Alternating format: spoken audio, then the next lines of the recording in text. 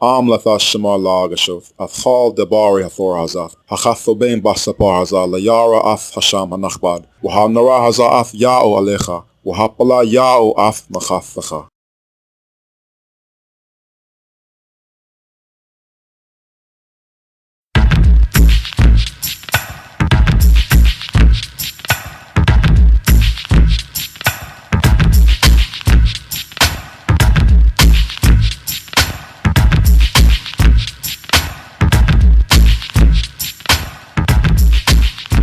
The Tetragrammaton. What is the correct pronunciation of God's proper name?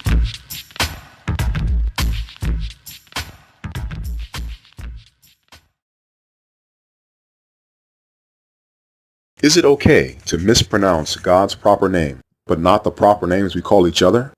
Because if you would not tolerate someone mispronouncing your name, is Almighty God's proper name less important? No, it is not okay.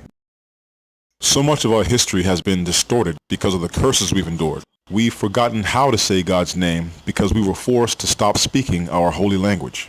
As Hebrews, restoring our language so that we may all call upon God's name correctly and in unison should be at the top of our to-do list. God's chosen people should know how to say His name.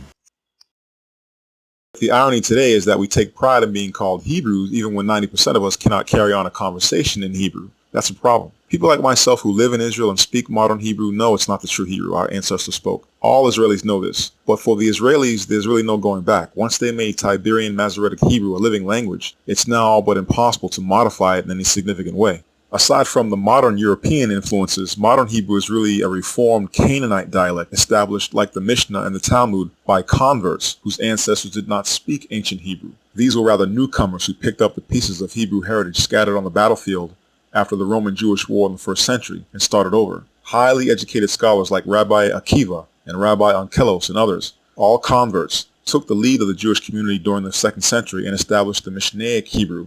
The original Hebrew language and vowel system was unknown to these men, and it is still unknown to the converts to this day. Masoretic Hebrew has even been described by a leading Semitic scholar as an artificial imitation of ancient Hebrew. That leaves us, the descendants of the true Hebrews who walked away from their God and abandoned their heritage, in a very unique position. We can learn from the mistakes made by the converts and bring our language back to life again. I'm not completely rejecting the Masoretic Hebrew text since we need that and other textual witnesses in order to reconstruct the ancient Hebrew text. But the Assyrian square script and the Masoretic vowel pointing system were not invented by Hebrews. Therefore, I'm not going to spend a lot of time talking about the Assyrian square script or the Masoretic Nikud vowel point system. Instead, I'm going to bypass them completely and go straight to the ancient script in the effort to uncover the genuine vowel system and Hebrew pronunciation of our forefathers. This is how our ancient script looked when it was handwritten. The script is vastly different from the Assyrian square script that eventually eclipsed it towards the end of the 1st century. This particular artifact in Ostraca was discovered in modern Tel Arad, which many are now realizing is the true location of Jerusalem. So now let's take a closer look at the alphabet itself. It is made up of 22 consonant letters, starting at the upper right column and reading down each column. The letters did not originally have names like Aleph, Bet, Gimel, Dalet, Hey, etc. These names were coined by Gentile Phoenicians and Canaanites when they adopted the Hebrew consonantal script. Each letter of the ancient script was simply called by the sound it produced using a short inherent A vowel. This is the most common vowel. This is how you pronounce the letters of the ancient Hebrew alphabet. A, Ba, Ga, Da, Ha, Wa, Za, Cha, Ta, Ya, Ha, La, Ma, Na, Sa, Ga, Pa, Sa, Ka, Ra, Sha, Fa. Hebrew is the world's first language and the first alphabetic script. It is also the first alphabetic song, making it easy for children to learn and memorize. For example, the rhythm of our alphabet is the reason our forefathers used it to divide Psalm 119 into 22 portions. This helped facilitate the memorization of that very lengthy song.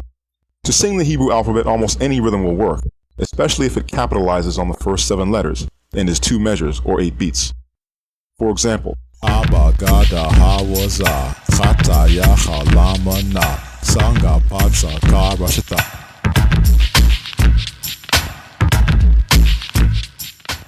Don't let the music I just used put you off or be a distraction. The point is that the Hebrew alphabet rhymes and is therefore easy to memorize. So find the rhythm you like and start memorizing the Hebrew alphabet. Some of you might be asking why we pronounce the name of Moses as Masha instead of Moses or Moshe. First, let's be clear that his name is Hebrew, even though it was given to him by an Egyptian princess who found him in the river. She knew the child was Hebrew, and the biblical narrative gives no indication that she intended to hide this fact from anyone. The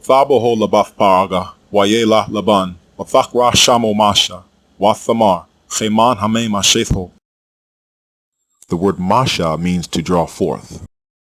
The Canaanite dialect has more sounds than Hebrew does, and a different intonation. But these differences did not prevent Abram from understanding the Canaanites, nor them from understanding him.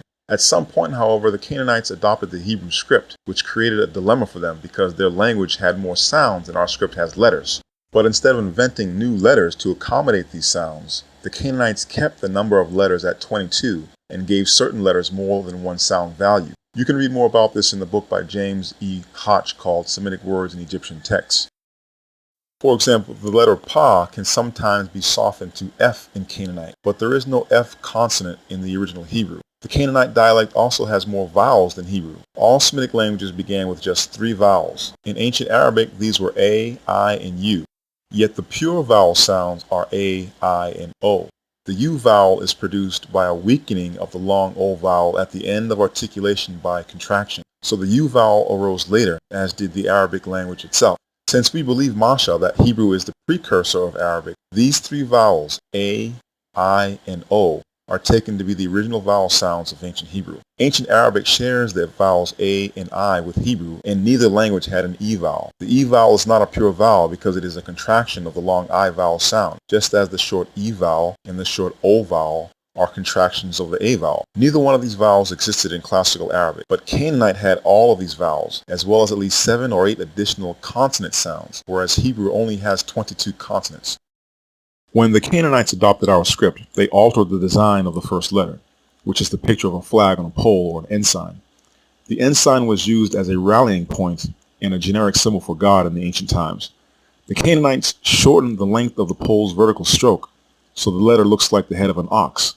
The ox was an animal they worshipped. That's why they gave this letter the name Aleph, because Aleph in Canaanite means ox. The Hebrew word for ox is Aleph. When the Greeks adopted the Canaanite script, they pronounced Aleph as Alpha. It's the same word. The Greeks just turned this letter sideways, and this is the origin of the letter A. Now that we've looked at some of the ways Canaanite has modified Hebrew, you can begin to understand why I consider Masoretic Hebrew to be the preservation of the Canaanite dialect. The ancient and pure Hebrew did not give 2 or more consonant sounds to the same letter. The letter Ba was never modified so that sometimes it could be pronounced as V. And yet this pronunciation of the letter Ba, which is universally called Bet today, is common to all dialects of modern Hebrew. Both the name Bet and how this letter is pronounced are carryovers from Canaanite, not Hebrew. Nor was the letter Wa sometimes pronounced as V and at other times as a long U vowel. Yemenite Hebrew is the only modern dialect of Hebrew that pronounces this consonant correctly as W. The interdental letter Tha did not have the additional value of T. Hebrew already has a letter for the T consonant. That is why throughout this video you have heard me say Thorah when referring to the book of Masha and not Torah, as it is pronounced in the Masoretic dialect. The Canaanites also pronounced the sibilant letter Shah sometimes as S, so they gave this letter the dual name Shin and Sin. This has been preserved in the Masoretic Hebrew by the inclusion of a dot above the letter. If the dot is placed on the top right side, then it's Shin. Otherwise, it is Sin. This is not ancient Hebrew. If you read the story in Judges 12 and 6, you will see how some of our people were taking up the Canaanite pronunciation of the word Shabaloth, which means stream, and saying it Sabaloth instead. And the text emphatically states that they were pronouncing the word incorrectly. Hebrew already has a sibilant letter for the letter S. Purifying Hebrew means correcting the things I just mentioned in our dialect and straightening out the vowel situation. The vowel letters of ancient Hebrew are the 5 letters A, Ha, Wa, Ya, and Ga. We've already looked at 3 pure vowel sounds, but there are actually 4 vowels total.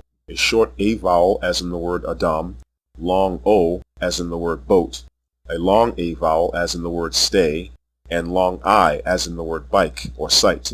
The first of these, the short A vowel, is both a pure vowel and an inherent vowel, and by inherent I mean it is the only vowel sound that does not need to be written down in Hebrew. It is the assumed vowel in open or closed syllables when there is no vowel letter to indicate otherwise. So, for example, the name Masha is Masha and not Moshe. If there was an O vowel in the first syllable of his name, it would be written with a vowel letter to prevent confusion. As it stands, his name must be pronounced Masha unless one is reading the pointed Masoretic text or following that tradition of pronunciation. But what you are hearing is a Canaanite dialect, colored by Yiddish, Sephardic, and Arabic. It is not ancient Hebrew. Ancient Hebrew has to have very simple and unambiguous rules when it comes to vowels and syllable formation. The moment we accept that Hebrew words can have unwritten long vowels within them, that leads to the complexity and confusion of the Canaanite dialect, which is retained in the Masoretic vowel pointing system.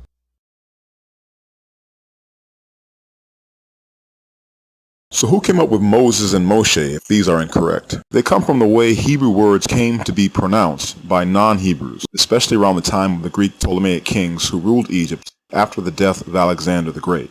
Around the year 200 BCE, Hellenistic Jewish converts in Egypt who could not speak or read Hebrew fluently made a Greek translation of the Hebrew Bible for themselves called the Septuagint, or LXX, which means 70. In this translation, they rendered Masha's name as Moises, and we've been stuck with it ever since. It's called the LXX because of a legend that 70 translators were involved in making it, but the translators were most likely non-Hebrew in origin.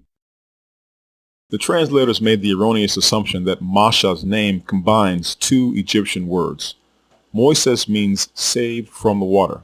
The word for water in Egyptian is mo, and the Egyptian word for saved was pronounced uses in Greek. The much later Tiberian Hebrew follows the Greek version Moises, and this is where Moshe comes from. Yet the name is neither Egyptian nor Greek, nor is it a combination of the two. It is pure Hebrew, and the correct pronunciation is Masha. This word is not to be confused with the Egyptian word mes, which means born or fashioned, which was part of the royal name Ramses, and which was actually pronounced Ria Mashesha by native Egyptian speakers, not Ramses.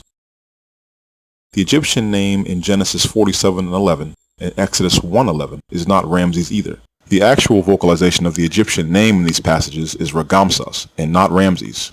Ragamsas, whose name is written in hieroglyphic text above, as it appears on his stele inscription shown on the right, was an Upper Egyptian naval commander. He was an important official in the royal administration during the so-called 13th dynasty. No pharaoh ever bore this rare name, but the orthography of his name finds an exact match in the spelling of the Egyptian name that appears in Genesis 47:11 and Exodus 1:11. The first glyph in the name Ragamsas is the mouth in the upper left. This produces the R sound. The second glyph below this is the forearm, and I have highlighted it in red to make a point. This glyph is a guttural consonant. It makes the same sound that was originally made by the Hebrew letter commonly called ayin, which was a voiced pharyngeal fricative. So the modern Hebrew vocalization of the biblical name as Ramses is incorrect. The first two syllables in the Egyptian name is Raga. This evidently is how the name Ra, Re, or Ria was pronounced at this time and place in Upper Egypt, where Ragamsas was from. The next two glyphs in his name, which are the sun disk and the vertical stroke, prove this. These glyphs make no sound in his name. They are only determinatives used to clarify graphically that the preceding word spelled phonetically is the name of the Egyptian sun god. The last two glyphs in his name make the phrase born of or fashioned by. Although the much older form Ragamsas, born of the sun god Raga, has the same meaning as the much later name Ria Mashesha, born of the sun god Ria, they are pronounced totally different. These names are from two different periods of Egyptian history, separated by centuries. The name Ragamsas is the name found 5 times in the Hebrew Bible, and spelled exactly the same way each time. But not once does the name Ria Mashesha, which is the correct way to say Ramses, ever appear in the Hebrew Bible. Masha was not writing in the Torah about Pharaoh Ria Mashesha, i.e. Ramses II of the 19th dynasty. He was writing about an official with a very rare name from Upper Egypt, in whose estate our ancestors settled. It was a 13th dynasty pharaoh who allowed our people to migrate from Canaan to this wealthy man's estate in Egypt during a famine, and Masha led us out of it centuries before Meshesha was ever born.